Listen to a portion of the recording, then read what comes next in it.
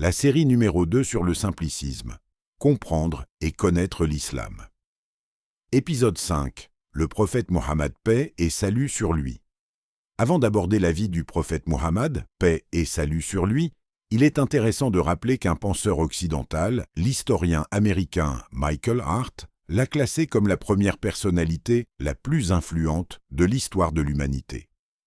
Dans son ouvrage consacré aux figures marquantes du monde, il explique que Muhammad est le seul homme à avoir réussi, à la fois sur le plan spirituel et sur le plan historique, en fondant une religion, une civilisation et un ordre social durable.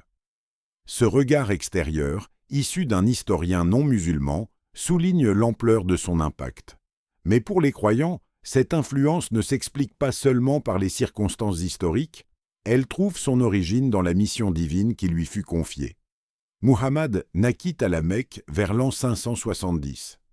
Son destin fut marqué très tôt par l'épreuve.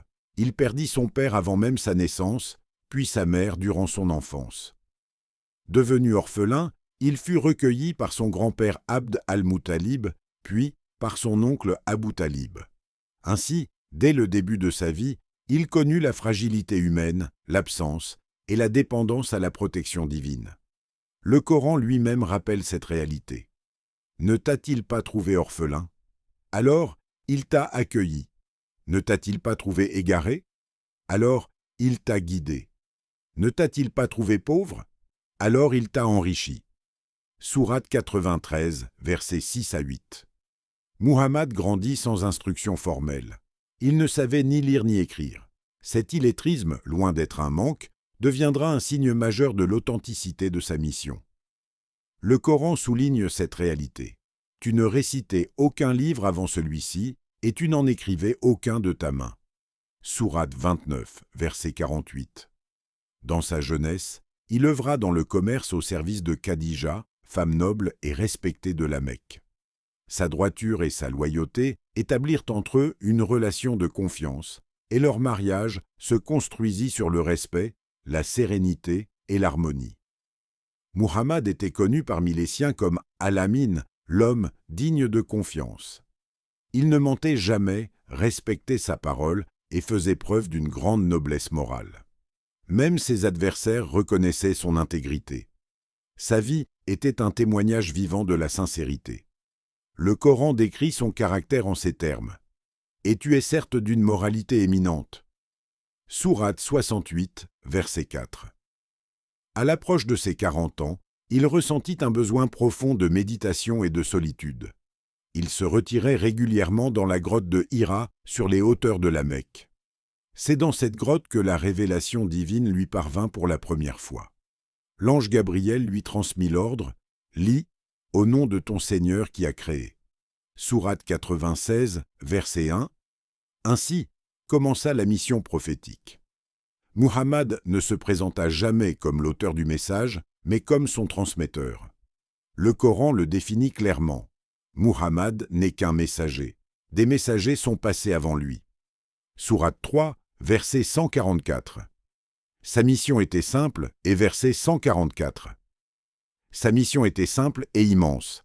Appeler à l'unicité de Dieu, purifier la foi et rappeler la responsabilité humaine. Pendant 13 années à la Mecque, il diffusa le message parmi les siens. Il prêcha la justice, condamna l'idolâtrie et rappela le jugement dernier. Mais cette prédication rencontra l'hostilité des notables mécois, attachés à leurs traditions et à leurs intérêts. Les croyants furent persécutés, humiliés, parfois torturés. Face à ces épreuves, Muhammad resta patient, fidèle à la mission reçue. Le Coran lui ordonne « Supporte donc patiemment ce qu'ils disent ». Sourate 20, verset 130. Lorsque la pression devint insoutenable, il reçut l'ordre de quitter la Mecque. Il émigra vers Médine, événement fondateur connu sous le nom de l'Hégire. À Médine, il ne fut pas seulement un prédicateur, mais aussi un guide politique, un arbitre, un organisateur social. Il établit une communauté fondée sur la foi, la justice et la solidarité. Durant les années suivantes, il dut affronter des conflits armés contre les idolâtres et les opposants, non par désir de conquête, mais pour protéger la communauté naissante et garantir la liberté de culte. Le Coran encadre ce combat. Combattez dans le sentier de Dieu ceux qui vous combattent, mais ne transgressez pas.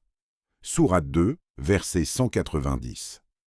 Après plusieurs années de tensions et d'affrontements, Muhammad entra finalement à la Mecque pacifiquement. Il pardonna à ses anciens ennemis et purifia la Kaaba des idoles, rétablissant le culte du Dieu unique. Ce moment marqua l'accomplissement visible de sa mission terrestre. Muhammad n'a jamais prétendu apporter une religion nouvelle. Il se présenta comme le dernier maillon d'une chaîne prophétique, commencée avec Adam et poursuivie par Noé, Abraham, Moïse, Jésus et de nombreux envoyés, paix et salut sur eux tous. Le Coran affirme, dit « Nous croyons en Dieu ». Sourate 2, verset 136. Son message consistait à restaurer le monothéisme pur, dépouillé des déformations humaines. Il est présenté comme le sceau de la prophétie.